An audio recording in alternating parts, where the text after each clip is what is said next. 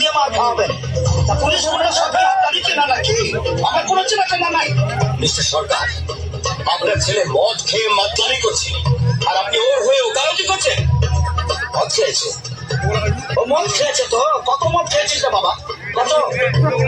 শোনেন মিত্র বাবু, ওর জায়গায় যদি আমি থাকতাম না তাহলে আমিও মদ খেতাম, আপনিও মদ খেতেন। কেন জানেন?